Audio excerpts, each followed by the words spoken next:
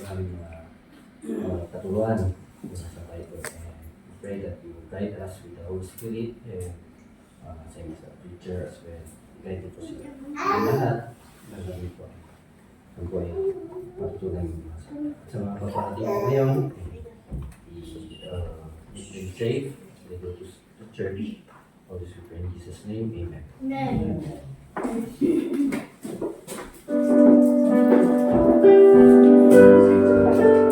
Page 167 po mga kapatid. Let's open our souls. Page 167. Forgive the power of Jesus.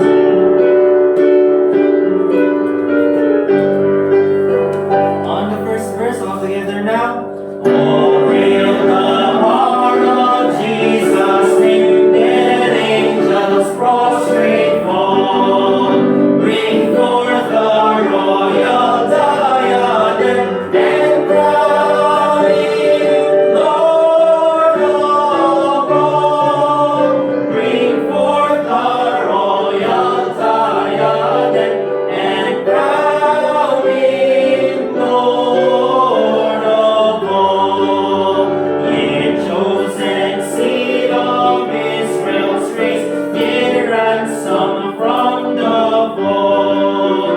Hail him who saves you by his grace and crown him Lord of all. Hail him who saves you by his grace and crown him Lord of all. Let every kindred, every tribe on this terrestrial world to him all majesty ascribe and crown him Lord of all. To him all majesty ascribe and crown him Lord of all. Oh, that with yonder sacred throne we at his feet may fall. We'll join the everlasting song and crown him Lord of all. We'll join the everlasting song and crown him Lord of all. Amen. You may be seated, mga kapatid. Let's sing page 165. Oh, worship the King. Page 165. 165. Oh, worship the King. On the first verse, all together now. Oh, worship the King, all glorious above, and gratefully sing His wonderful love. Our shield and defender, the ancient of days, pavilion in splendor and bearded with grace. Oh, tell of His might and sing of His grace, whose robe is the light, whose canopy's grace. His chariots of wrath, the thunder clouds form, and dark is His path on the wings of the storm.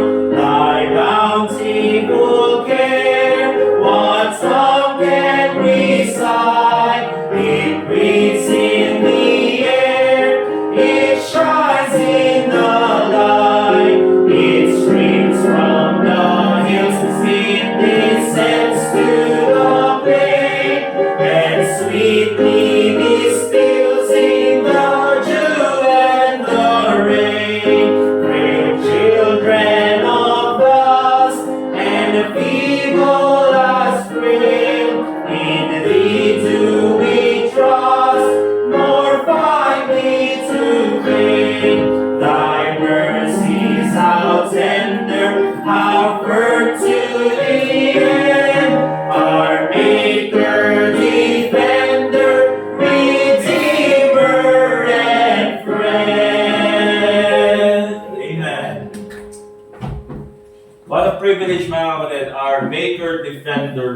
master and friend. Maker na nga, defender mo pa, liligtas ka niya, and then you can call him friend. Amen?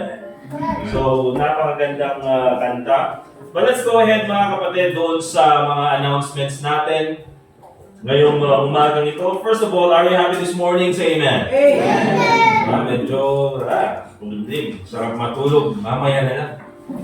Or bukas na lang. Sa mga magtatrabaho, wala. Okay, but ngayong month na ito mga kapatid, since June na ngayon, June 1, remember? At meron tayong 5 Sundays.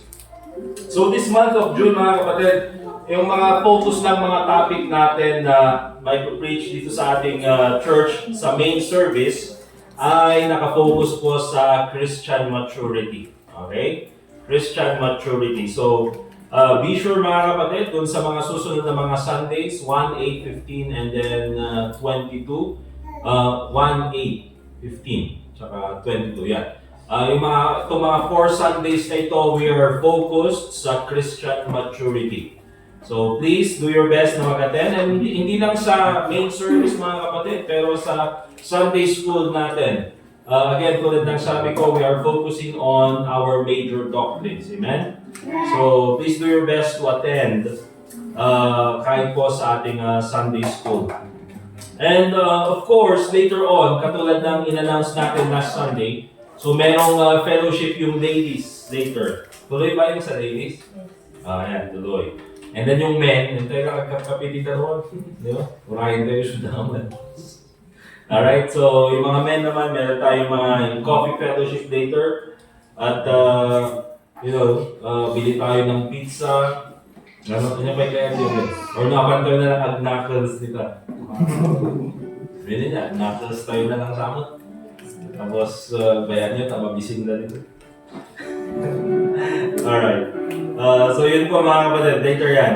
June 8, this coming Sunday, sa susunod na Sunday, ay Father's Day po natin. Okay, so invite nyo yung mga fathers na mag-attend sa ating Father's Day.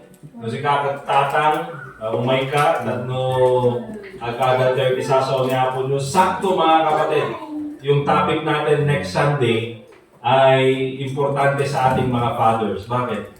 Maturity. Kailangan natin yan, mga fathers. Ay mga tatay minsan, sir, pinaka-immature sa bahay. Di ba? Kaya yan po, kailangan natin yan. Mga kapwa ko, mga batang ama. Isip batang ama. Okay? So Father's Day po, June 8. And then, dahil June 8 po yan, yun din naman yung anniversary celebration doon sa main church natin. Kaya ang gagawin natin, after ng service sa umaga, ang offer naman nila is doon na tayo mag-lunch. Okay? Kaya ang gagawin natin mga kapatid, matapos tayo dito ng sabihin natin mga 11:30, diretso na tayo doon. Okay? At doon na tayo mag-lunch and then maki-service tayo ng hapon. So maganda yun, makipag-fellowship tayo sa mga kasama natin doon, sa mga kapatid natin sa Apugan. And baka makilala nyo mga ka-work nyo doon, may mga ka-work pala kayo na nakikita nyo sa company kung saan kayo nagtatrabaho. So maganda doon, kasi hindi naman, actually ang plano ko this year is makapunta lang tayo doon ng 3 conference or tatlong event. So nakapunta na tayo doon sa Baptist Conference. Ngayon, itong June naman is yung anniversary sa hapon. And then, sa darating na missions conference nila sa October. Okay? And then, June 29, mga kapatid, meron ulit tayong missionary na kasama na mag-preach dito sa church natin. Si Pastor Josh, doon sa Itogon. Doon sa bansa ng Itogon. Local missions naman ito. So, natapos na tayo sa maraming foreign missions. Ngayon naman, local missions tayo. So, June 29, yun po yung 5th Sunday. Si Pastor Joshua naman ang mag-preach sa atin. So, ganun ulit yung gagawin natin sa mga groceries. Okay? Ang dami nung naibigay natin na grocery. Lalo na na-shock sila. Yung sa malaking Bear Brand na yun. Okay? May isang yung Bear Brand na 5 kilos. Ganado din yan, di ba? So, tuwang-tuwa po yung ating nag-visit na missionary last Sunday. So, every time na meron po tayong missionary na darating mga kapatid or meron tayong preacher, we do our best na i-hospitalize sila. Amen? Iparamdam natin yung ating hospitality. Diba? Kasi yung mga mensahe, maganda kasi mga kapatid na kapag may mga missionary pupunta dito, tapos ikikwento nila, alam nyo, grabe dun sa dun sa high class, dun sa Gibraltar. Punta kami doon, very welcome yung atmosphere. And at the same time, ang sarap ng pagkain din, ang dami pang grocery na binigay. Diba? Ganun yung gusto natin maging experience ng mga nag-visit sa atin. Haan nga Jay, pag pumunta sila dito, ay, ano mo sa high class? Makaka-disappoint naman. Although hindi naman yun yung sinasabi nila mga kapatid, diba? Pero at least sana maganda yung experience nila dito. Amen? So yun yung gusto nating iparamdam sa kanila. At yung grocery kasi na yan mga kapatid, or even po kahit yung pag-welcome natin sa mga missionary, kasi malaking encouragement po yan sa kanila. Di ba?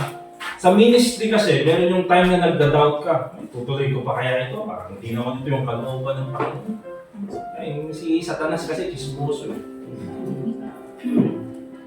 Kaya, oftentimes, doon yung nagiging discouragement sa mga missionary. Pero at least, kung meron silang mga churches na makita na, wow, very supportive sa kanila, very thankful sa kanila, very helpful sa kanila, and nagiging blessing sa kanila, na-encourage yung mga yan. At sila sabi nila, okay, kailangan gawin natin yung best natin, huwag tayong susuko. Kasi meron tayong mga backup na nasa likod. Hindi man nila tayo kasama, pero pag pumunta tayo doon, alam natin na susuportahan tayo. Yun yung gusto natin iparamdam sa mga missionary. Amen? So, ganun po. Hindi lang yung love gift, hindi lang yung support, pero at least yung encouragement na galing mismo sa atin. Yung grocery na yan, mawawala yan. Mauubos yan, yung grocery. Pero yung naramdaman nila sa atin, hindi yun mawawala. Amen? People forget how good you are, how smart you are, but they will never forget how you make them feel. Kung na-feel nila noon, saya-saya mga doon tayo, hindi nila makakalimutan yan.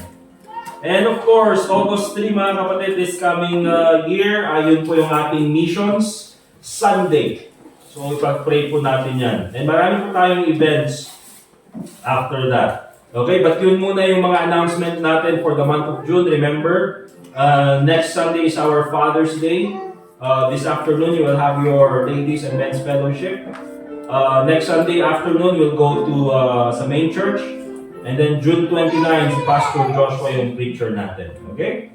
Alright, we'll have one more song to be led by Brother RJ bago po tayo dumako sa ating preaching this morning. Okay, Brother?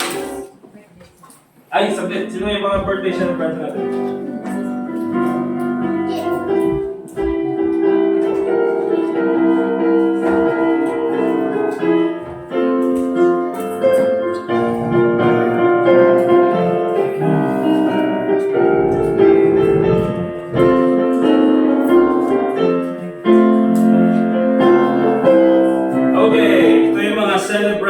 For the month of June.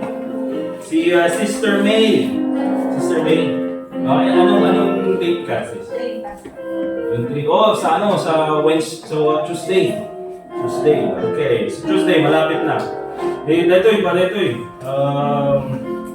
Importante ito mga kapatid. Ito yung may-ari ng parokya. Ni Edgar.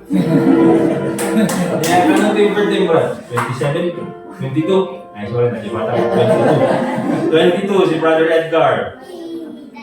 1, 8, 15. Uy, Sunday! 22. Third Sunday, mga kapatid ha? Third Sunday. Right, amen. I-celebrate tayo nito eh. Diyan ka, si Brother. Pinikpikan tayo. Next time, pinikpikan tayo ha. Iyan na tayo dapat. Damot dyan eh. Portable nga stove. Di ba? Odox.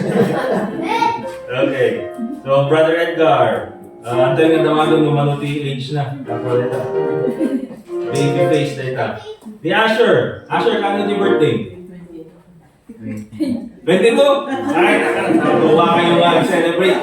Okay?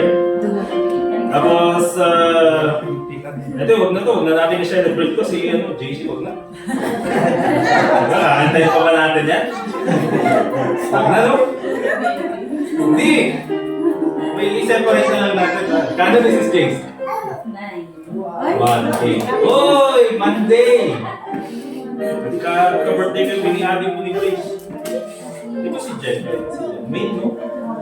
Meron si May. Si Jen, hindi naibigay yung token. Okay. Tawagin po natin. Kailan kay Jen?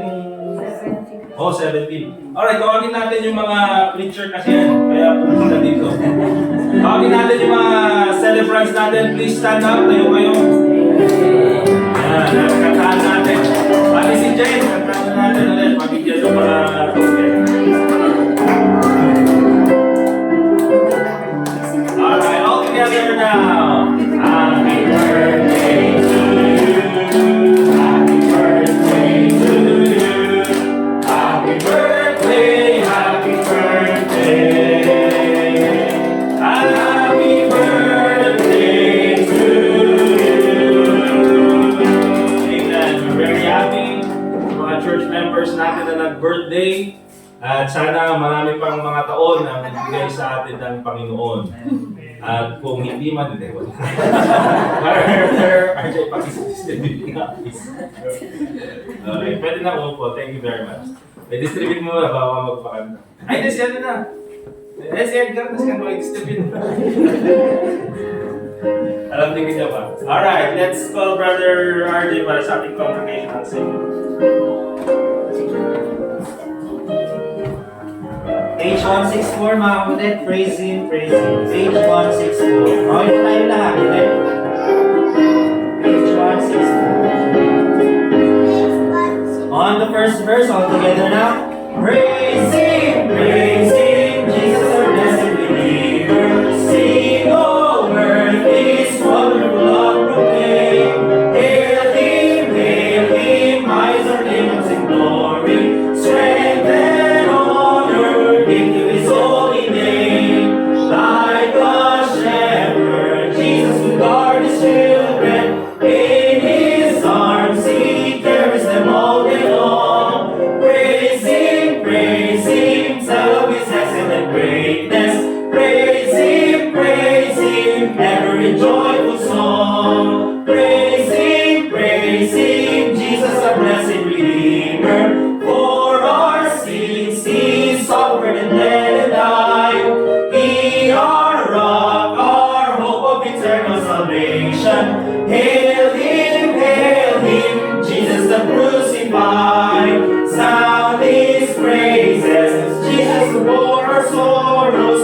Love unbounded, wonderful, deep and strong. Praise Him, tell of His excellent greatness. Praise Him, ever in joyful song. Praise Him, Jesus our blessed Redeemer. Heavenly portals, love will sign us free. Jesus, Savior, reign forever and ever. Crown Him, prophet and priest and king. Christ is coming, over the world victorious. Power and glory unto the Lord belong. Praise Him, tell of His excellent greatness. Praise Him, ever in joyful song. Amen. Okay, mga kapatid, let's open our Bibles please at James chapter 1. James chapter 1. And also let me encourage mga kapatid, bawat isa sa atin, do our best to bring visitors dito po sa ating church para po mas umilit dito sa loob. Mas maraming nagbakasyon eh. Pero madagdagan pa. Amen?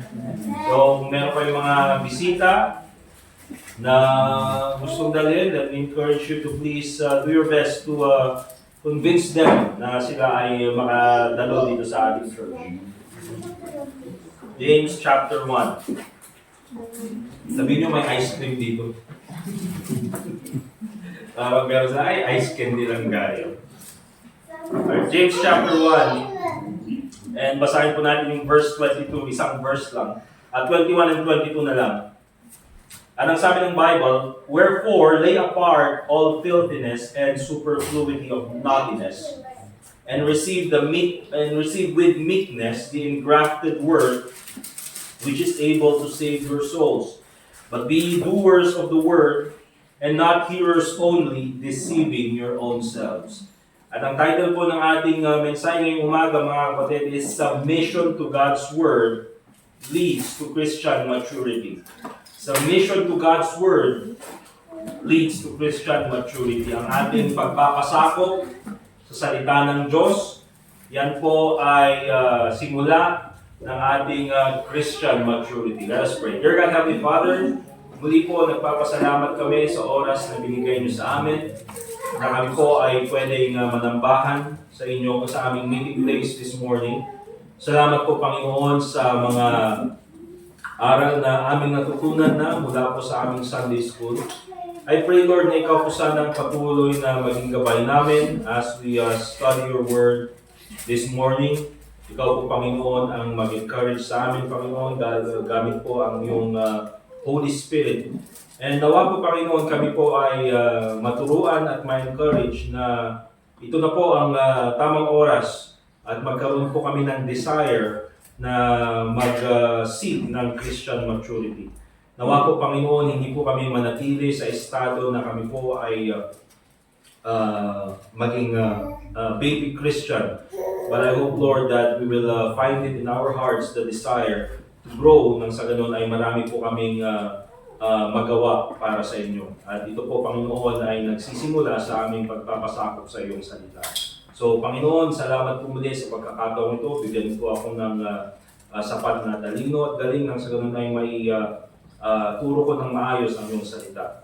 At lahat po ng ito ay pinapanalangin namin sa pangalan ni Jesus. Amen. Amen. So, submission to God's Word leads to Christian maturity. Now, hindi po natin nakikita yung salitang submit dyan sa binasa nating mga verses. But, dalawang word na gusto kong makita natin dyan is yung salitang meekness and doer.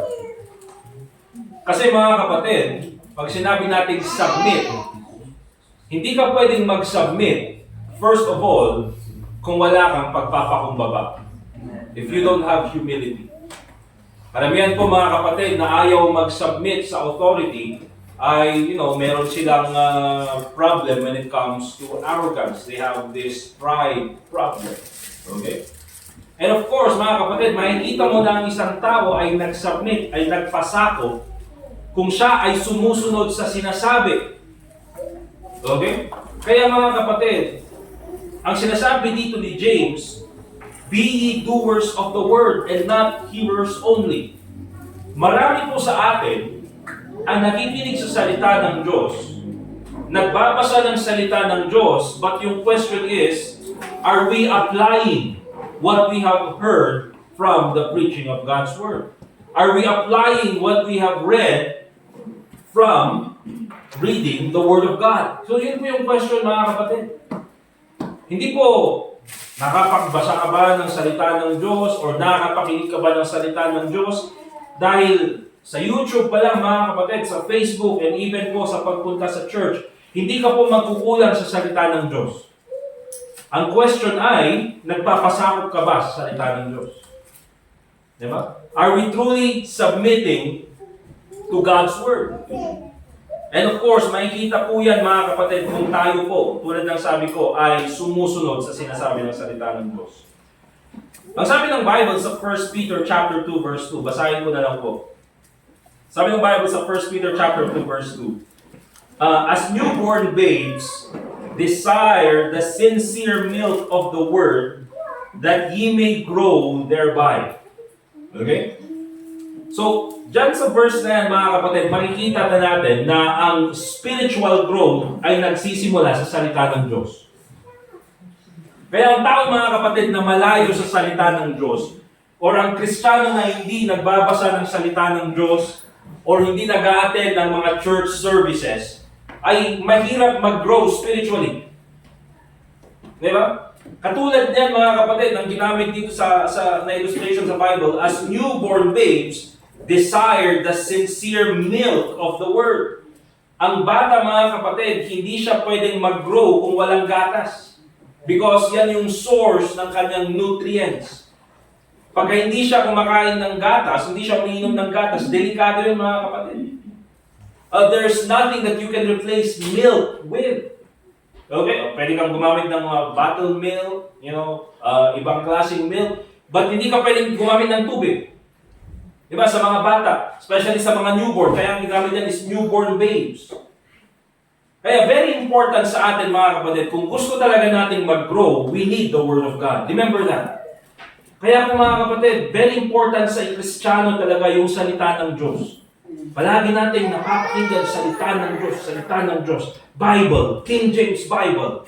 But you see mga kapatid, without the Bible, wala po tayong patutunguhan. Without the Bible, wala tayong spiritual growth. But remember mga kapatid, there's a difference between knowing and submitting to God's Word. Marami po, mga Kristiyano, maraming verses na alam. Maraming mga Kristiyano, maraming prinsipyo na alam na galing sa salita ng Diyos. Maraming mga Kristiyano, marami silang nalalaman sa salita ng Diyos. Maraming mga teachings na alam sa salita ng Diyos, pero hindi naman nagpapasakot sa salita ng Diyos. Alam niyo bakit natin alam mga kapatid, hindi sila sumusunod sa salita ng Diyos eh. Just like for example, this morning mga kapatid, marami tayong, at least maganda naman yung attendance natin ngayong umaga. We can do better. But remember this mga kapatid. Maraming mga Kristiyano, they know Hebrews chapter 10, verse 24 and 25. Diba? They know yung principle na importante yung pagpunta ng church. They know the principle na pagpunta ka sa church is you have to be involved when it comes to the ministries ng church. They know that principle. Alam nila yan. Maraming Kristiyano alam nila. Pero bakit hindi natin sinasabi na sila ay nagpasakop sa salita ng Diyos? Wala sila dito. Wala sila sa church na kung saan sila member. Wala sila sa church na kung saan sila kabilang. Okay? Nasaan sila? Nasa SM. Okay? Or nasa ibang lugar. Diba? So they know the Word of God, but they did not submit to the Word of God.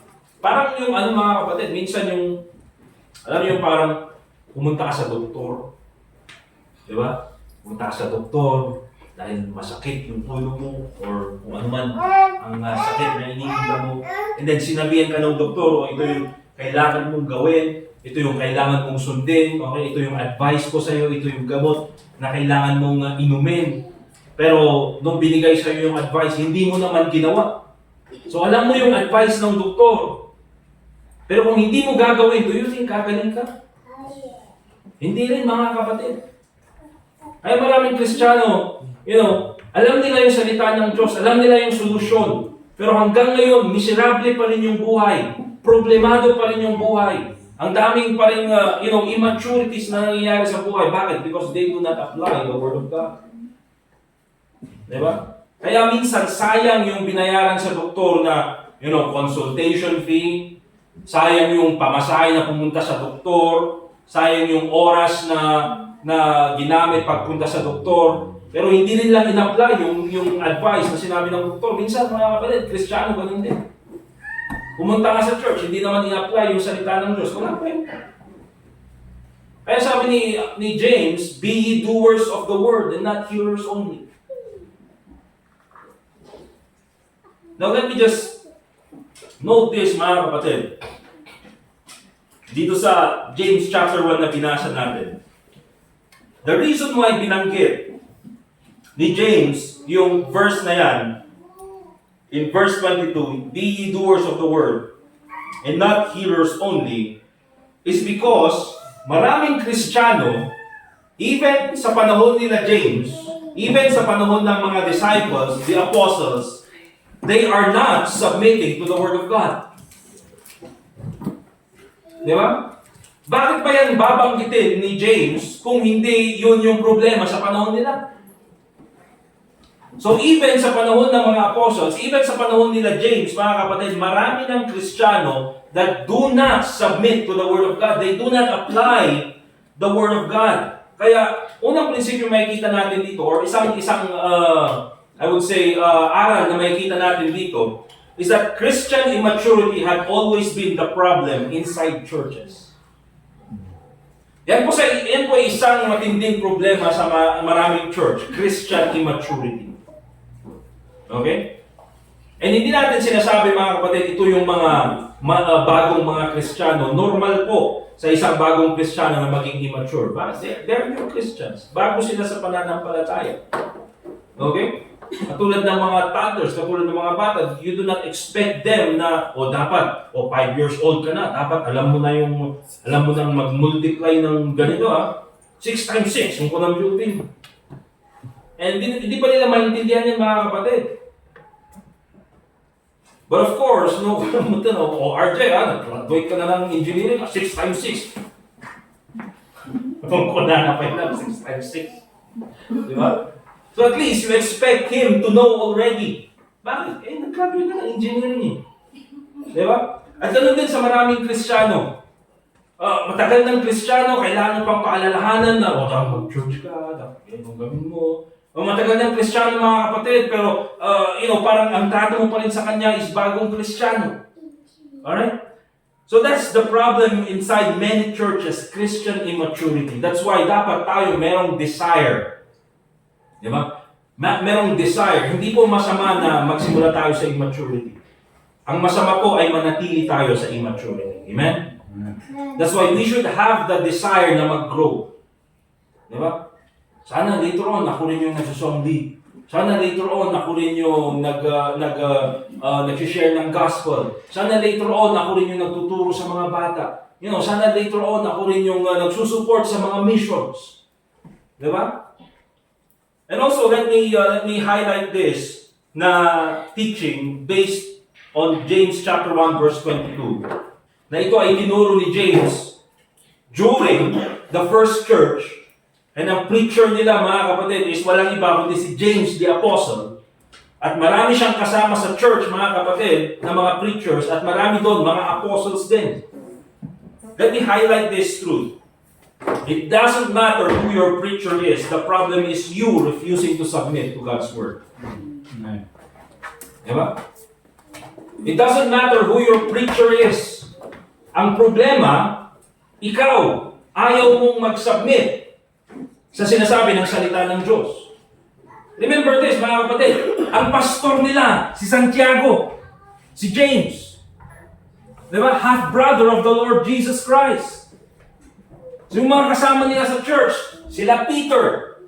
Diba? Yung mga apostles na nakita, nakasama mismo si Jesus Christ. Kasama nila sa church. And yet, marami pa rin sa kanila. They know the Word of God, but they do not submit to the Word of God. Imagine, ang pastor mo, si Santiago, half-brother of the Lord Jesus Christ. Ganun na yung kanyang reputation, mga kapatid. And yet, marami pa rin sa mga members, they do not submit to the Word of God. Ano makikita natin dyan? It doesn't matter who your preacher is. What matters is your heart. Are you willing to submit to the Word of God? Bakit maraming Kristiyano, kung ganito yung preacher natin, magsasubmit talaga ako. Kung si ito yung preacher natin, magsasubmit talaga ako. Una-una, kung siya yung gusto mong preacher, kung siya yung gusto mong pastor, dapat pumunta ka sa church niya. Di ba? But that's the point, mga kapatid.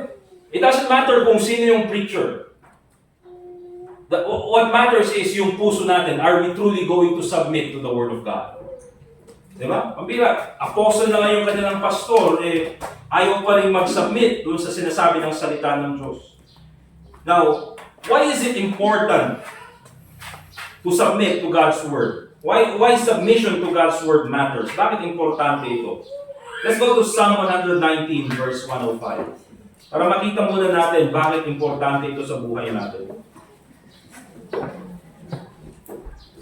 Psalm 119 verse 105. Ang sabi ng Bible, Thy word is a lamp unto my feet and a light unto my path. Ang iyong salita is a lamp, ilaw. Parang lalagyan ng ilaw unto my feet. And a light unto my path. Kaya kung titignan niyo mga kapatid, dito sa Psalm 119, and in many parts of the scriptures, ang illustration na ginagamit about sa salita ng Diyos is light. Okay? Ilaw. At alam natin mga kapatid, yung feeling ng blackout sa bahay. Or sa term natin, brownout. Ba't kaya brownout? No? Bakit brownout, RJ? Madilim naman. Hindi dapat brownout outage. Power outage. Kailangan daw para sa siya. Magka-type ko dun sa post mo, I cannot do my job, it's brownout. What?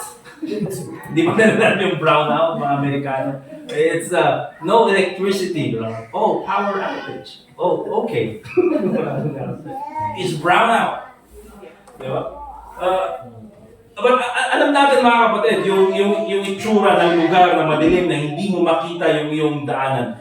And you know what mga kapatid, maraming Kristiyano, ligtas na, maraming Kristiyano, alam nila yung daan papuntang langit is only the Lord Jesus Christ. Pero kung titignan mo yung buhay nila, parang ligaw. Parang unbeliever. Ang daan mo, di turong tibiyag na. Isalakan mo. Kumanda mo, di decision nga aramidon na. Ito nga ta, kaya aramidon. Diba? Miserable pa rin yung buhay. You know what, mga kapatid? Because they are not submitting to the Word of God. At maraming Kristiyano rin, na pag tinitignan mo yung kanilang buhay, nagmayat di taray tibiyag na. Ito yung mga Kristiyano. Diba? Mayat di decision nga aramidon na. And you know the difference is, mga kapatid, the Word of God. Kasi may mga Kristiyano, mga kapatid, na walang pakialam sa salita ng Diyos. Walang pakialam sa pakikinig ng salita ng Diyos. Pagbabasa ng salita ng Diyos. Kaya pag gagawa ng desisyon, anda mo yung desisyon na ramitin na. And oftentimes, yung pag ginawa yung maling desisyon, mga kapatid, ay dyan nagiging, nagkakandaloko-loko yung buhay. Pero meron yung mga Kristiyano na alam yung sinasabi ng salita ng Diyos, nagpapasakop sa sinasabi ng salita ng Diyos. Kaya pag gumawa ng decision, yun yung tamang decision kasi it's according to the Word of God. At dyan mo makikita, ang bira, ang liwanag ng buhay ng Kristiyano na ito. Itong Kristiyano ito, ang dilim ng buhay ng Kristiyano ito. You know the difference is the Word of God. Maraming Kristiyano, mga kapatid, hindi alam yung patutunguhan because they are not submitting to the Word of God. Walang ilaw sa paligid. Ang mundo, mga kapatid, madilim. Kasalanan. Kaya kung wala yung salita ng Diyos, wala tayong guide. Remember that. God's Word guides our life clearly.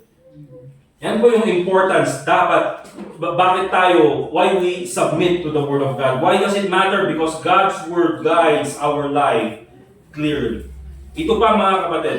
Since nandiyan ako sa Psalm 119, tingnan niyo yung verse 9. Psalm 119, verse 9.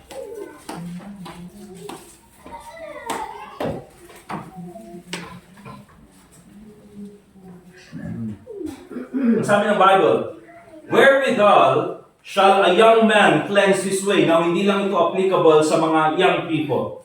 Pero, of course, sa lahat din ng mga Kristiyano. Gusto mong maging maayos yung daanan mo? O especially din sa mga young people, mga parents, gusto nyo maging maayos yung magiging buhay ng mga anak ninyo? Maging maaliwalas yung kanilang landas?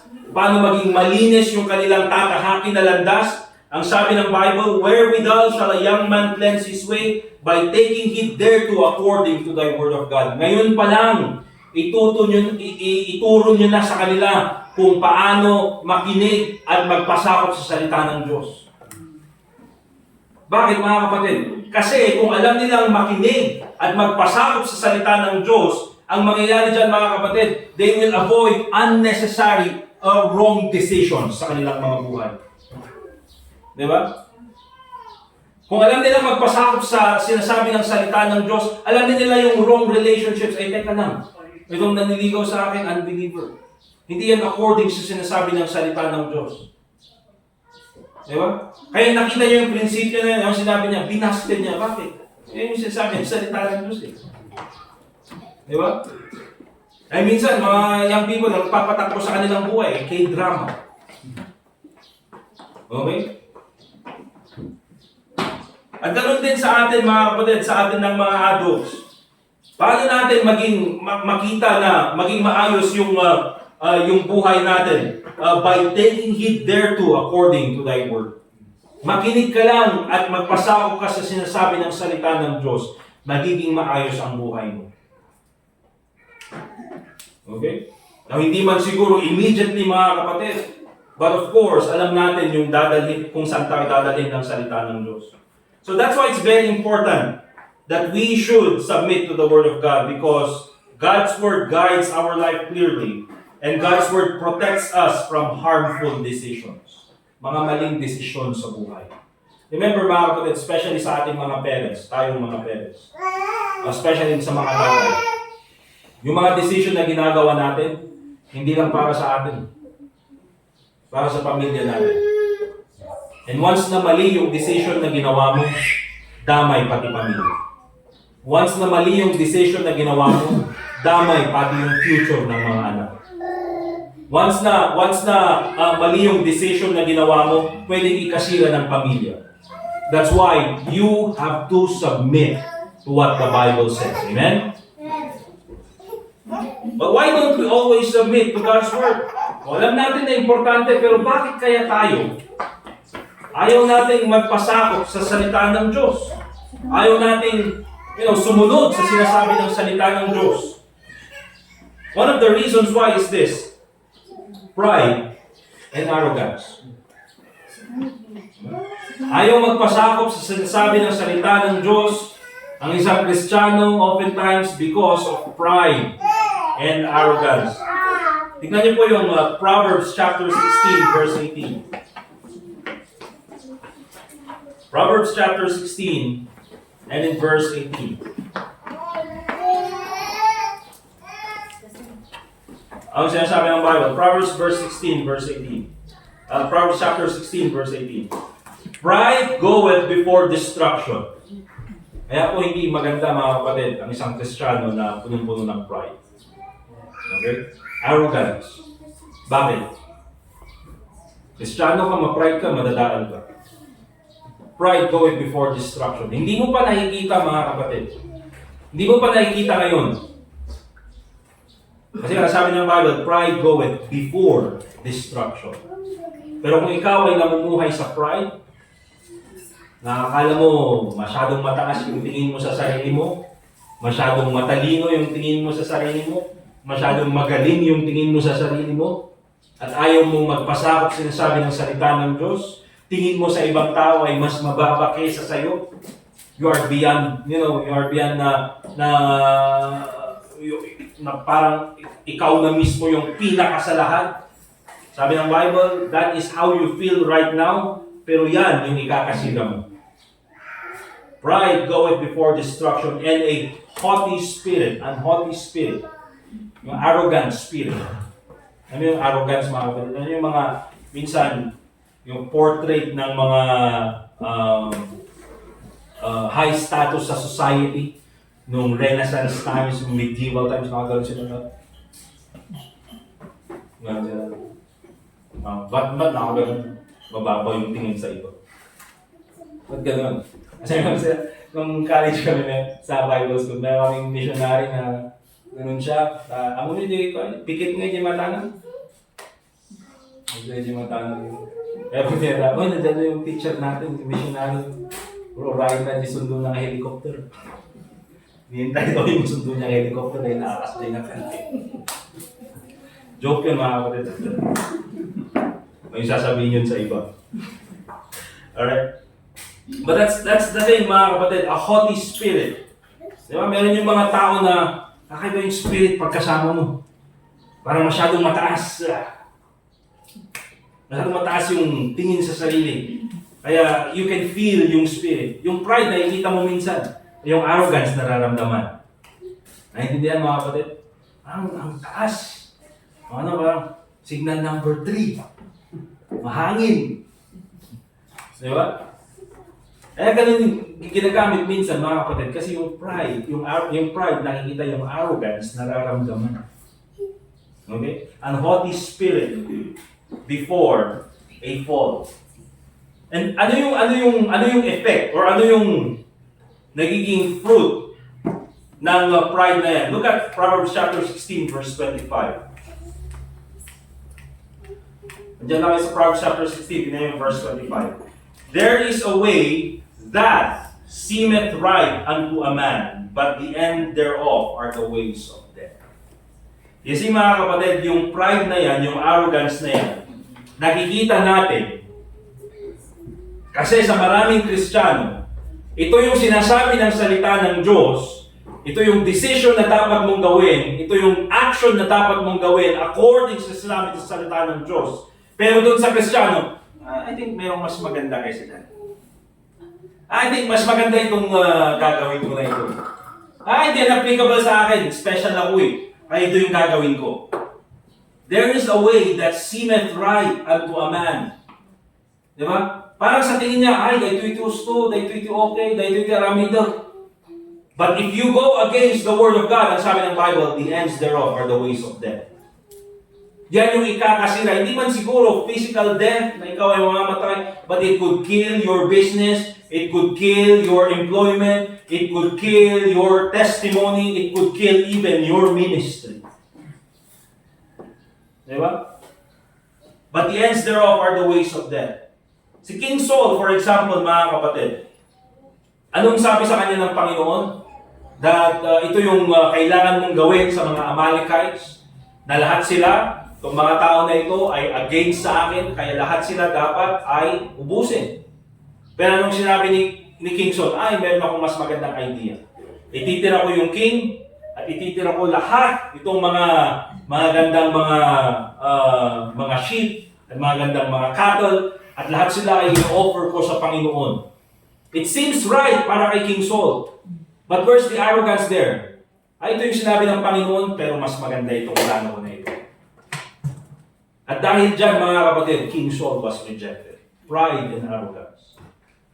Di ba? Hindi siya nag-submit sa sinasabi ng salita ng Diyos.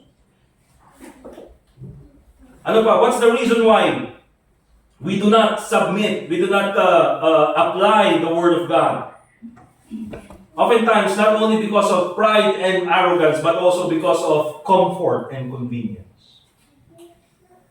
Comfort and convenience. Remember this, mga kapatid, yung pagsunod sa salita ng Diyos, pagpapasakop sa salita ng Diyos, in many times, it is uncomfortable and inconvenient.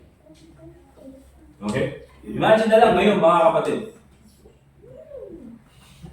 Gising ako kanina umaga, mga kapatid, ay grabe, ang sarap na matulog. Diba?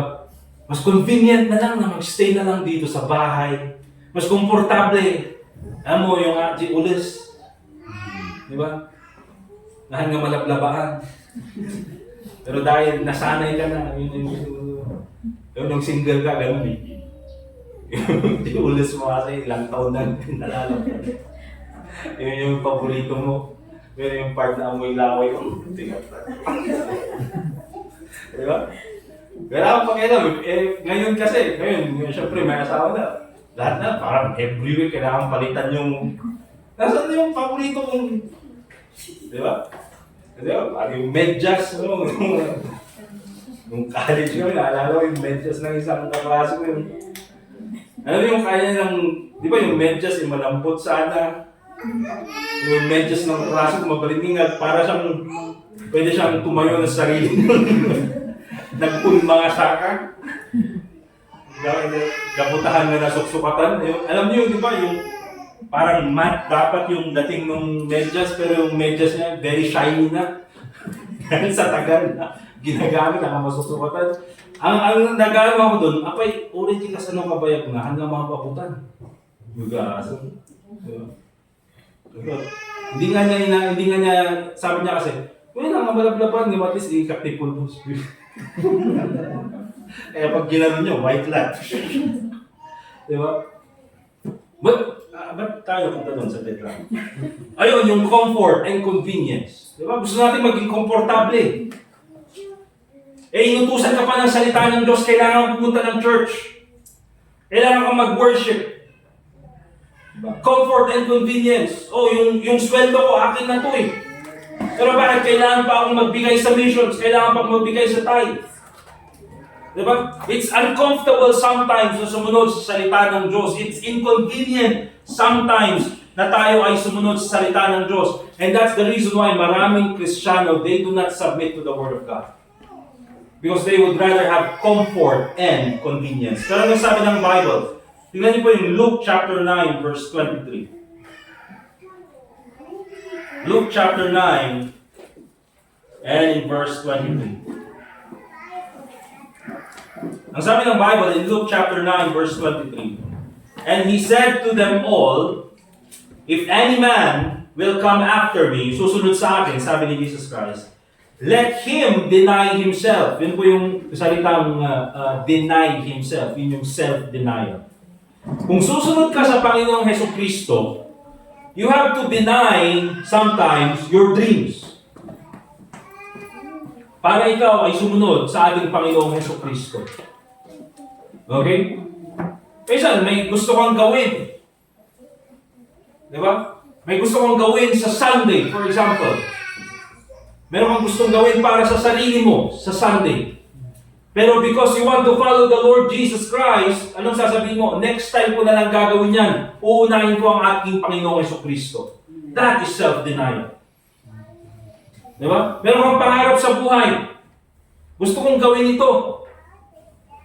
Pero dahil tinawag ka ng Panginoon para pumunta sa ibang lugar, yung mga missionaries na yan, na pupunta sa...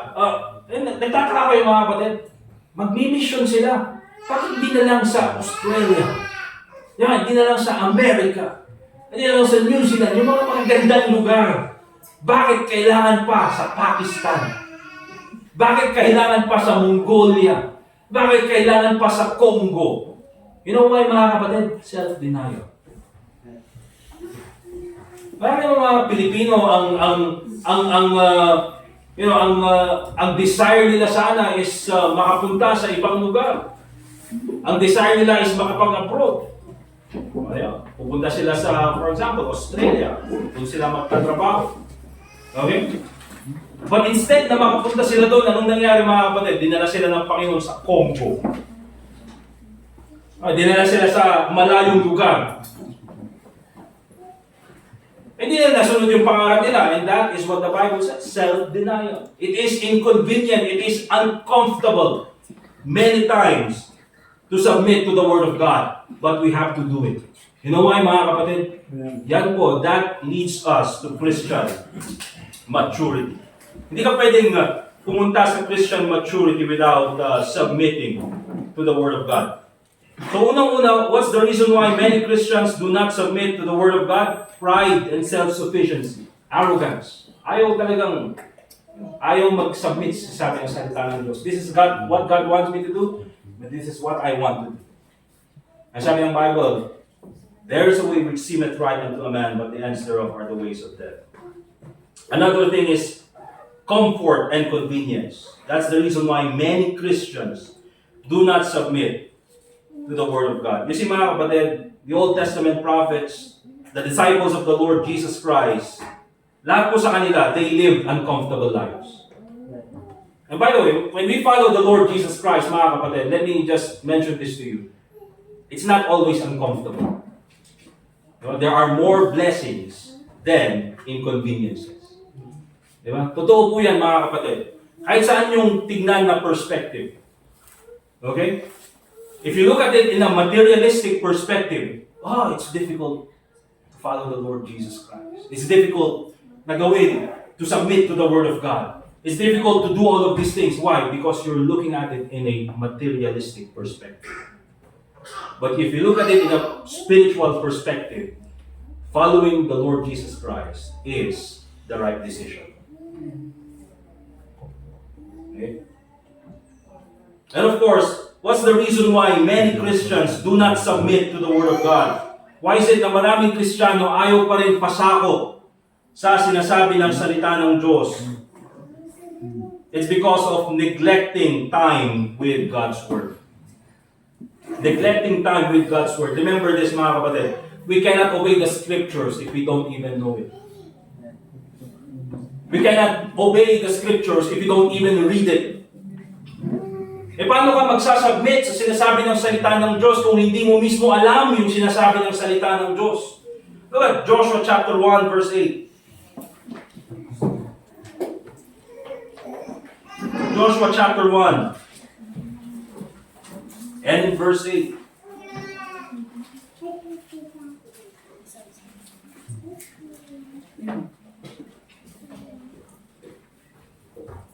Ang sinasabi ng Bible, this book of the law, okay, yung Bible na hawak natin. And of course, dun sa panahon nila Joshua, mga kapatid, yung 5 books pa lang.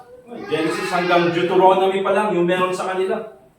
Pero sabi niya ganyan, this book of the law shall not depart out of thy mouth.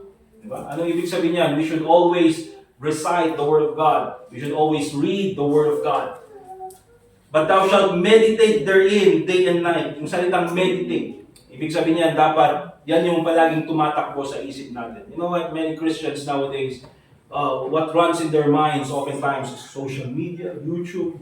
Bakit? Yun yung pinapanood nila. Di ba? Meron yung minsan sa YouTube, because you always watch yung mga videos about outdoor camping. Right? Outdoor camping in the snow. Doesn't think about it, oh, it's snow dito. It's snow dito. Pero gusto mo rin mag-outdoor camping. Bakit? Because yun yung palagi mong pinapanood doon sa YouTube. Okay? But here's the thing, mga kapatid, if you also read the Word of God, if you listen to the preaching of the Word of God, later on you will have the desire to obey the Word of God. You know why? Because you are filling your mind with all those biblical principles. Right. And so, sabi ni Joshua, thou shalt meditate therein day and night. And ano sabi niya ganyan? What's the purpose of this? What's the purpose of meditating? What's the purpose of reading the Word of God? That thou mayest observe to do according to all that is written therein. You see, mga kapatid, we don't only read the Word of God. Hindi lang dapat nagme-meditate sa sinasabi ng salita ng Diyos, but we should also submit, apply the Word of God. Right. That thou mayest observe to do according to all. And yung all na yan, mga kapatid, hindi lang yung parang buffet na, oh, ito, gagawin ko to. Soul winning. Prayer. Ito ang gagawin ko. Hindi, mga kapatid, all that is written therein. For then thou shalt make thy way prosperous, and then thou shalt have good success. Remember this, mga kapatid. Success, when it comes to the Bible, mga kapatid, it cannot be separated from the Word of God. Diba? Kaya the biblical key to success is to read, meditate, and apply the Word of God. Hindi po natin mawawala yan. So what's the reason why many Christians do not submit or apply even the Word of God?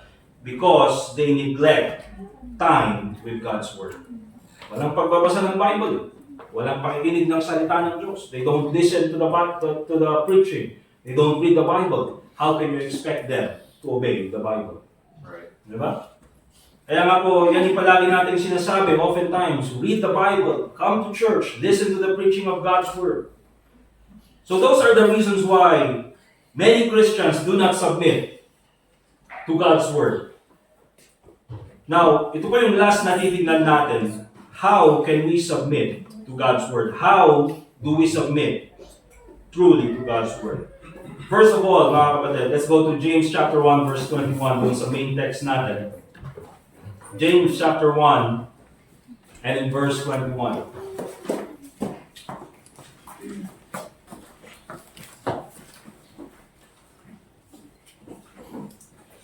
Are you from Manila? Are you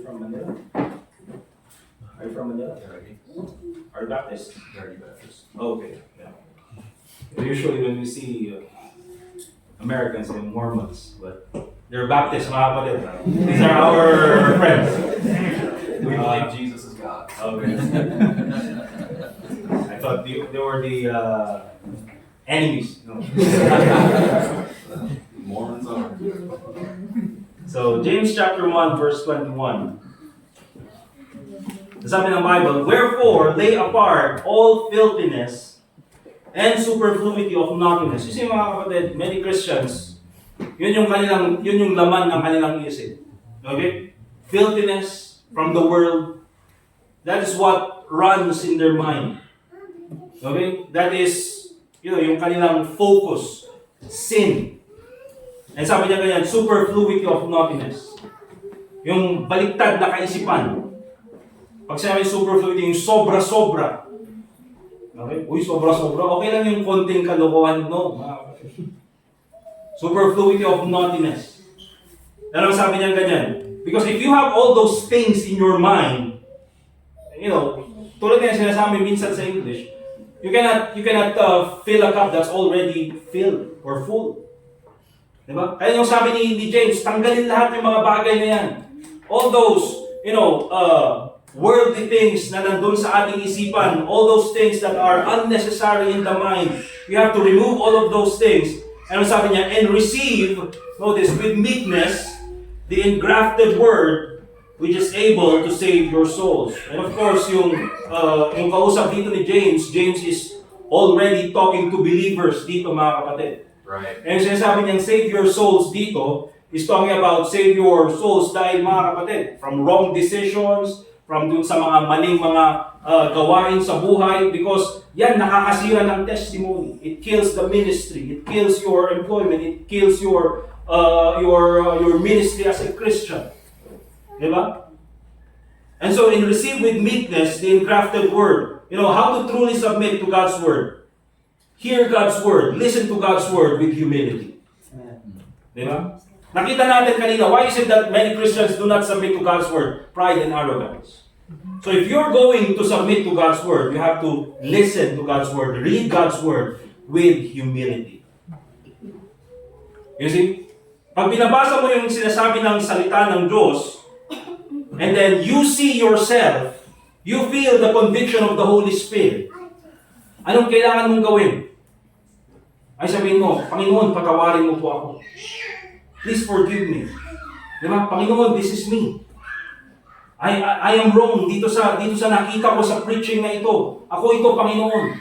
Hindi yung kapag when you listen to the Word of God, oh, God, yeah, please forgive them. Yeah? Patawarin mo siya, ay talagang naluko na ito. Ang kasjay, you have to receive the Word of God with humility. And you know what, mga kapatid, this humble obedience is essential for spiritual growth. Approach the Bible with a humble heart. And of course, prepare to accept and obey whatever it teaches. Yun po yung ibig sabihin nito, mga kapatid. Na kung ano yung tinuro sa iyo ng salita ng Diyos, you have to accept it and you have to apply it. How do we do this? Before reading and listening to God's Word, make a decision to obey what God teaches you from His Word. Diba? Magbabasa ka nga ng Bible, many Christians, magbabasa sila ng Bible for the sake of reading the Bible. Babasahin ko ng James chapter 1. Without trying to understand. Diba? James, a servant of God and of the Lord Jesus Christ, especially sa Chronicles, and begat. Diba? Without trying even to understand. Ano matututunan ko dun sa Chronicles na yun? That's why, before you read the Bible, mga kapatid, you have to pray. And you make a decision. Nasasabi mo, whatever I learn from the scriptures today, I will submit to it. Even when it comes to preaching, mga kapatid. You see, oftentimes, we come to church, doon tayo sa bahay natin, Saturday night, Sunday morning, and then we come to church without even praying from our houses, from our home. Nasabihin natin, Panginoon, whatever I learn from the scriptures today at church, whatever I learn from preaching of the Word of God, I will do my best to submit and obey. Diba? Dapat ipag-pray na natin, mga kapatid. Okay? Because tulad ng sabi ko, there's no problem when it comes to, listening to the Word of God. When it comes to reading to the Word of God. The problem always is us submitting to the Word of God. Okay? Also, mga kapatid, learn from the preachers who stand on this pulpit. Ngayon, pagkakaroon ng humble heart. Don't have the idea, I know better than the preacher. Mas magaling ako kaysa yung preacher. The other preacher is better. than this preacher. You see mga kapatid, having a humble heart is this. Whoever the preacher is in front, whoever the preacher is, if he's preaching the Word of God, I can learn from him. May matututunan ako, kahit simpleng bagay lang. Di ba? Oftentimes, gusto kasi natin matutunan, oh, I want to learn the complicated things. I want to learn yung mga deep doctrines. That's good, that's a good desire.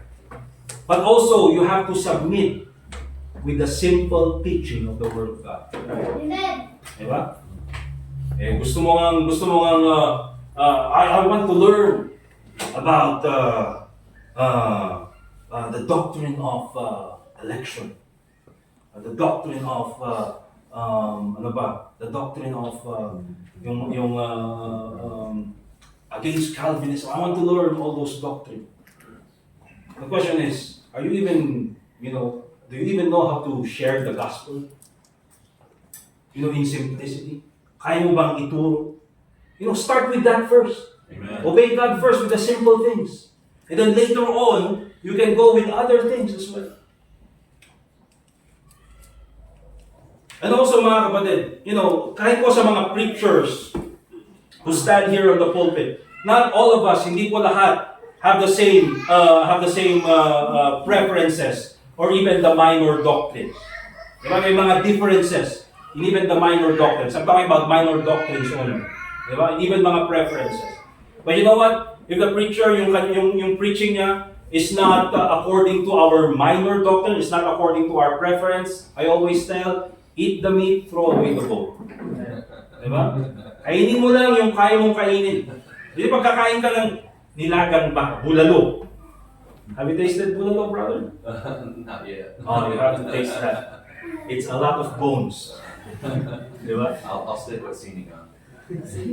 That's a lot of bones also.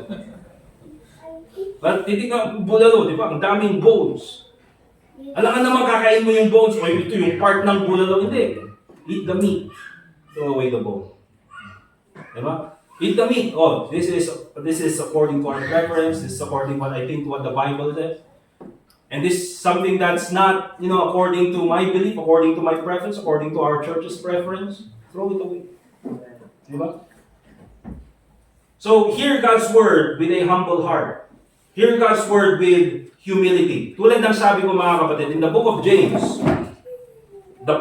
yung context dito is that James was writing to the members of the church in Jerusalem. Again, who is the pastor? James, the brother of the Lord Jesus Christ. So remember mga kapatid, it doesn't matter who your pastor is. It doesn't matter who the preacher is. The problem is you not wanting to submit to the Word of God. Diba? Oh, I will submit to the Word of God if the preacher is this. I will submit to the Word of God if this is the preacher. They don't even submit to James, the brother of the Lord Jesus Christ. Diba? So, how to truly submit to God's Word, hear God's Word with a humble heart. Ito very important. If we are going to submit to the Word of God, not only hear God's Word with humility, but remember this, practice immediate obedience. Practice immediate obedience. If you know it's right, if it's according to the Bible, if you can do it, do it. Right.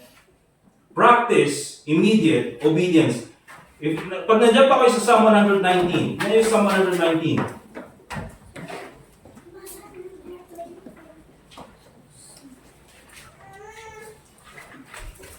Psalm 119 at dun sa verse 60.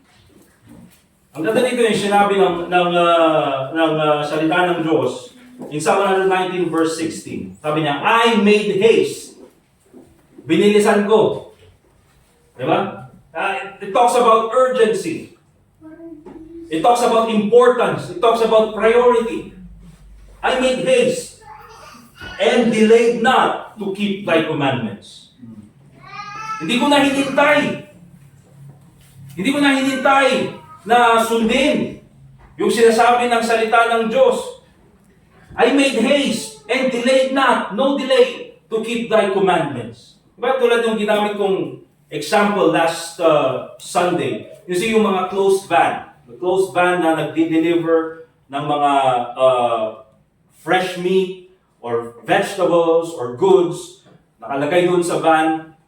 perishable goods, do not delay. Bakit? It's important. If you delay it, yung perishable goods na yun, it will perish. Di ba? So ano yung preaching? Perishable souls, do not delay. Di ba? So kung alam natin na tama, alam natin na ito ay naaayon sa salita ng Diyos, it is according to the Word of God, what's the reason why we should delay? If we can do it right now, bakit kailangan pang bukas? Yung sinasabi sa mga Pilipino, manana habit. Diba? Bakit manana? Kasi nga yung manana daw is Spanish ng tomorrow, bukas. Okay? Remember this, mga kapatid. In many cases, delay is disobedience. When God speaks clearly, act immediately. Right. Kaya kung napakinggan natin sa preaching, okay? Dapat tayo, we have to be faithful when it comes to our church attendance, when it comes to our soul winning, when it comes doon sa mga bagay-bagay na ginagawa natin inside the church, when it comes to our worship, we should be serious. Act immediately. Gawin mo na, make a decision. You see, mga kapatid, don't complain about many biblical principles and commands that you need to obey. Anong ibig kong sabihin dyan? You see, many Christians, they complain, why is it we have to do soul winning? Why is it we have to support missions? Why is it we have to do this? Why is it we have to do that? Why is pastor telling us to do this? Why is the preacher telling us to do that? Why is the preacher commanding us to do all of those things? Remember this, mga kapatid. Kahit na sabihin ko yung mga bagay niyo, even if I tell you all those things, if it's according to the Word of God and if it's right, then you should do it. Right.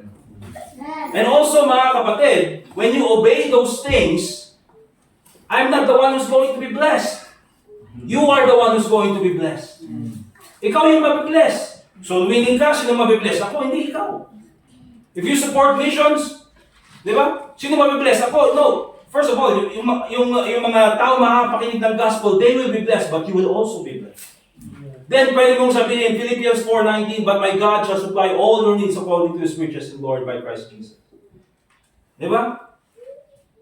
If you attend church, mga kapatid, kailangan pang i-remind na mag-attend ng church. You see, when you attend church, who is going to be blessed? Me? Oh, you. Diba? So remember that, when you apply biblical principles, preach on this pulpit, you're the one who's going to be blessed. Wala pong ibang mabibless kundi ikaw. So huwag kang mag-complain. Mag-complain ka kung meron yung blessing, ano ba naman yan? God bless me today.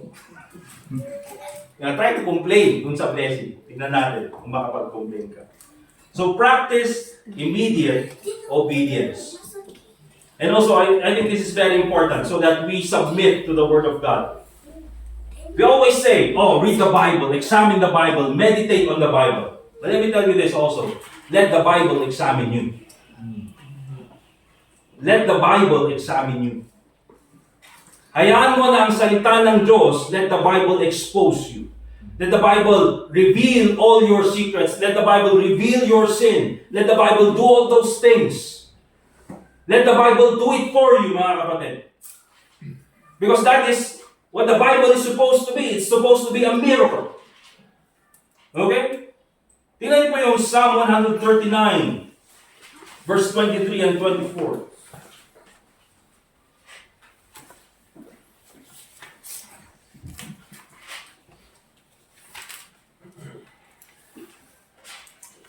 Psalm 139, and in verse 23 and verse 24, ang sabi ng Bible, search me, O God.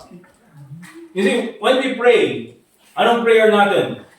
God, please give me this, please give me this, give me wisdom, give me this, give me this. This is my desire, dear Lord. Please help me with this, help me with this. When's the last time we prayed to God? Panginoon, search me. Search me, O God. Di ba? Kaya sabi ng writer ng Psalm, search me, O God, and know my heart. Kasi sabi ng Bible, the heart is deceitful above all things and desperately wicked. Who can know it? Even you, sometimes you don't know your heart. Even you sometimes you don't know yourself. But you know what? God knows who you are. God knows your heart. Siya ang nagsasearch ng ating puso. Try me and know my thoughts and see if there be any wicked way in me and lead me in the way everlasting. You see mga kapatid, the most practical way for us, for God, or for us to know who we are, to see who we are, is by reading the Bible. Kasi dyan natin makikita yung kasamaan natin. The Bible reveals our sin, our wickedness. The Bible reveals our bad decisions. The Bible reveals how we can make our life better. The Bible reveals all of those things, mga kapatid. Yun yung pinapakita sa atin ng salita ng Diyos. Kaya yung sinasabi ko, yes, we read the Bible, we meditate on the Bible, but also let the Bible examine us. Hayaan mo na yung Bible naman ang mag-examine sa iyo. You see, marami sa panahon natin ngayon, we have to dig down deep in the Bible and kailangan natin ipakita kung ano yung sinasabi ng Bible. That's good. But also, let the Bible examine you. What's a practical application dito? You see, when you read the Bible and when you listen to the preaching of the Word of God, and it hurts, be thankful. Amen. Be thankful, mga kapatid. Why? Because the Holy Spirit is speaking to you. Because the Word of God is convicting you. Parang isang parent, mga kapatid. Tulad ng mga parents, sometimes they see the wrong that we do and they discipline us. They talk to us. You know why they do it? Because they love us. Because they want us to grow up, to be good human beings. They want us to be better than them. At ganun din po ang ginagawa sa atin ng Holy Spirit. You see? Nasaktan tayo sa preaching ng salita ng Diyos. Ay, grabe talaga itong pastor na gano'n. Wala nang ibang ginawa, kundi, manakit na lang na ang sakit na nga ng puso ko. Punta ka ng Bible, Baptist Church, sasaktan na naman ako sa loob ng church. At least, you can still feel something. Amen? Because delikado po sa isang Kristiyano, it's very dangerous for a Christian that you're reading the Bible and then you're listening to the preaching of the Word of God and you don't feel anything. At wala ka nang maramdaman. At parang yung salita ng Diyos ay, pasok dito, labas sa kabila. What does that tell you, mga kapatid? Katulad kay King Saul. He wants to speak to God, but God doesn't want to speak to him. It's a dangerous thing in the life of a Christian. That's why we have to submit to the Word of God. Remember that. Be thankful when you are convicted by the Holy Spirit. Be thankful when you learn something from the Bible na kailangan mong i-apply. And of course, make a commitment to apply God's Word after hearing God's Word. Kaya nga po dito sa ating church, we encourage yung mga tao, kapag meron kang natutunan sa preaching ng salita ng Diyos, and then you think that this is, ito ay tamang gawin according sa Bible, then make a commitment to apply the Word of God. Because without a commitment, mga kapatid, parang information lang yan na napakinggan mo. Okay? And of course, how do we truly submit to the Word of God? How do we truly submit to God's Word? Listen to God's Word with humility, practice immediate obedience, let the Bible examine you. And lastly, mga kapatid, commit to practical application of the Scripture. Look at James chapter 1, verse 25. Kung sa binasa natin kanina, in our main text.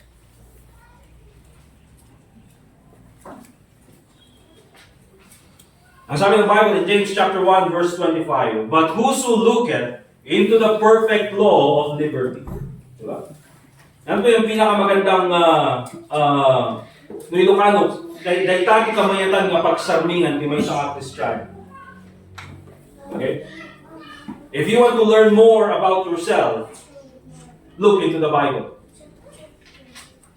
If you want the Word of God to change you, look into the Bible. Whoso looketh into the perfect law of liberty and continueth therein. Anong ibig sabihin nun? In-apply niya, he submitted to the Word of God. Whatever the Bible taught him, he submitted to it. He being not a forgetful hearer, hindi katulad ng verse 22, be ye doers of the word, and not hearers only, deceiving your own selves. Sabi niya ganyan, but a doer of the work, the Bible says, this man shall be blessed in his deed. And that blessing, mga kapatid, is not talking about material blessing. That's talking about spiritual blessing. Diba? So, commit to a practical application of the scripture. Continue to apply or submit to God's word. Hindi forget, the message is, I will submit to the preaching of God's word. I will do it today. You don't only do it today. You do it continually. You do it tomorrow. You do it the next day. You keep on doing it. You keep on doing it. Magpatuloy ka lang sa pag-submit doon sa sinasabi ng salita ng Diyos. Make it a habit to obey what the Word of God tells you. Kaya nga po mga kapatid, yung pagiging Christian, this is something that we do every day. Being a Christian ay hindi lang yan, you're not only a Christian when you come to church on Sunday. You're a Christian when you leave the church. You're a Christian when you're at home. Di ba? See, many young people sa loob ng church, they're good. They behave good at church. When they go home, they don't behave according to the Bible. Disobedient to parents. Diba? You're also a Christian when you're at home. You're a Christian when you're at work. You have to continually obey the Word of God. You have to continually submit to the Word of God. Make it a habit to obey what the Word of God tells you. So maganda po mga kapatid, just a practical application. Make a list of biblical principles that you need to put into action. Diba? Soul winning, I haven't done this before. I need to do this. Make a list. Diba? Kailangan kong gawin ito. Hindi ko pa nagawa ito. O kailangan kong gawin yan. Dapat tomorrow, by next week, tapos ko na ito. You see mga kapatid, that's why sinasabi natin that submission to God's Word leads to Christian maturity. Let me read first once again doon sa James chapter 1, verse 21 and verse 22. Na gusto kong makita ulit natin. Wherefore, lay apart all filthiness and superfluity of naughtiness.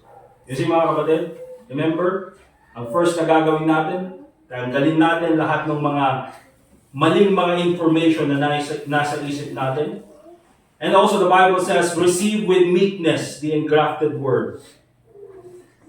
Receive the word of God with humility. Be ye doers of the word and not hearers only. Hearing the word of God is not the issue. Diba? Ang dami nating, praise God, we live in a country where we can freely listen to the word of God. Praise God, we live in a country na hindi po finifilter ng ganun ka-grabe yung mga napapanood na preaching sa YouTube or even sa Facebook.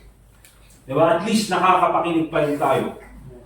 And oftentimes, many Christians, tulad ng sabi ko, we live in a place of fantasy na akala natin okay na. No, mga kapatid, we can do more.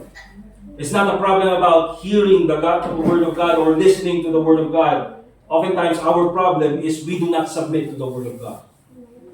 Okay? Be doers of the word, and not hearers only, deceiving your own selves. But, verse 25, but whoso looketh into the perfect law of liberty, and continueth therein, he being not a forgetful hearer, but a doer of the word, this man shall be blessed in his deed. Remember, mga kapatid, submission leads to maturity. Spiritual maturity is not about how much verses you know, how much Bible knowledge you possess. It's about how fully you submit and obey what God has clearly said in His Word. Diba? It's good that we have a lot of verses na alam. It's good that we read the Bible. Those are good things, mga kapatid. But you know what? We can take it to another level. Amen? Let us submit to what the Bible says. Right.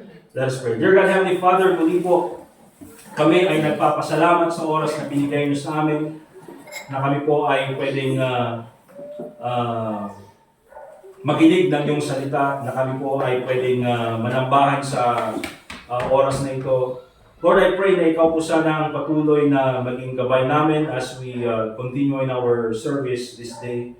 Lord, we thank you sa iyong kabutihan sa amin, Panginoon. Lord, we thank you for your word na nagiging gabay namin sa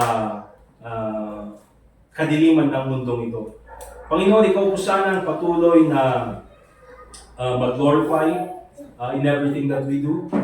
But also, Panginoon, sa aming pagpapatuloy, ikaw po sana ang patuloy na magbigay sa amin ng kaalaman through the Holy Spirit. Panginoon, kausapin po ang bawat sa amin at nawa po kami po ay maging submissive sa iyong salita. Hindi po sana kami maging arrogante, Panginoon. Hindi po sana kami maging proud na ayaw po namin sumunod sa iyong salita bagkus magkaroon po sana kami, Panginoon, ng mapakumbabang espiritu na kung ano man po ang iyong sinabi, ayun po yung aming susundin.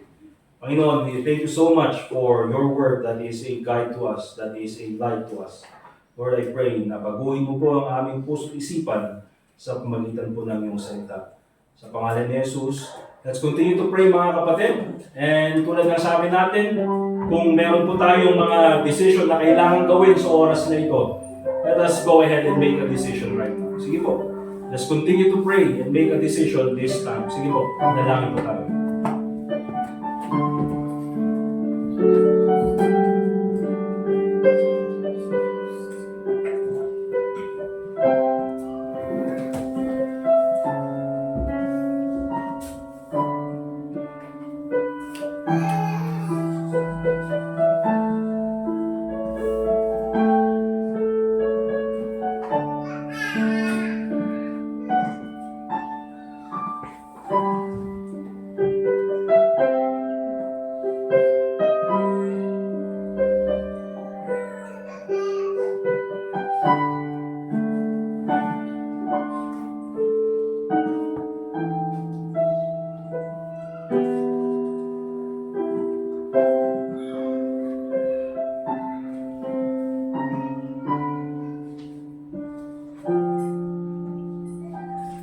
Dear God, Heavenly Father, once again, nagpapasalamat kami for the time that we can pray. Lord, I pray that ikaw po sana mag-bless bawat isang nanalangin ngayong umagang ito for every decision that was made, for every commitment that was made. Panginoon, please help us submit to your word. And I pray, Lord, na ikaw po sana ang patuloy na maging gabay namin this morning as we continue on with our fellowship this afternoon. So ikaw po, Panginoon, ang mag-glorify muli sa lahat ng gagawin namin, and also pray in the name of the Lord Jesus Christ. And all God's people say, Amen! Amen! Alright, so dadako po tayo sa ating offering ngayong umaga nito. But before we go there, we have friends and brothers from Manila. You're from Manila, right? Well, which part of Meridian Baptist Church? Yes. O yung church nila? Pastor study. Sila Brother Anthony. Oh, yes. Yeah, what part of America are you? Texas. And Texas. Oklahoma. Oh, okay. Well, it's from our hometown. Texas Instruments. Okay, Texas and Oklahoma. So welcome to Baguio City. Thank you. It's this is the Montana of Philippines. Yes. Kunyari lang na Montana, di ba? Anyway, let's go ahead and prepare po yung ating mga offerings, mga kapatid, yung ating mga tithes and offerings. And while we're doing that, remind ko lang yung mga announcements natin for this month. Again, this month we're focusing on maturity. Kaya po yung focus natin is maturity for June 1 and June 8, mga kapatid, Father's Day. I put away childish things. Yan ang gagawin natin. Father's Day. I put away childish things. Ito ang gagawin natin. Right? And of course, June 8 din, PM service. Doon tayo sa main church. And then June 29, si Pastor Joshua mag-preach sa atin. Alright?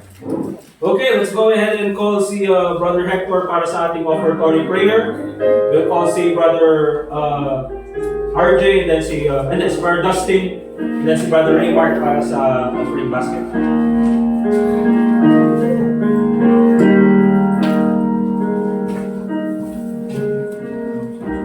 Let's pray.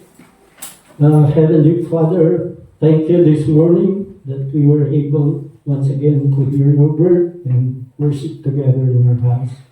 Even Father, as we continue to worship you through this offering, thank you for opportunity to honor you with our substance. Thank you that you have been faithful to provide the things in life, the things that we need, and we give back a portion of what you've given us. So help us, Father, this morning to be the cheerful giver and to honor your name. We give you back the honor and the praise. We ask this in Christ's name. Amen. Amen.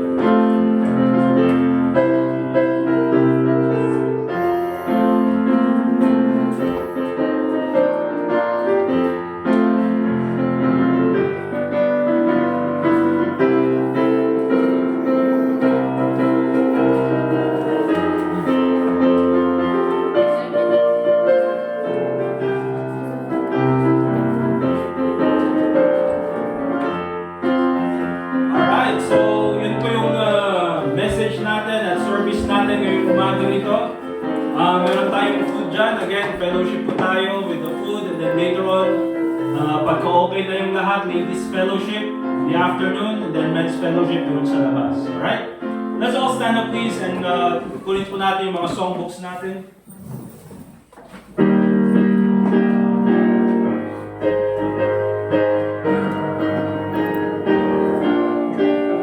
Let's sing song number 160.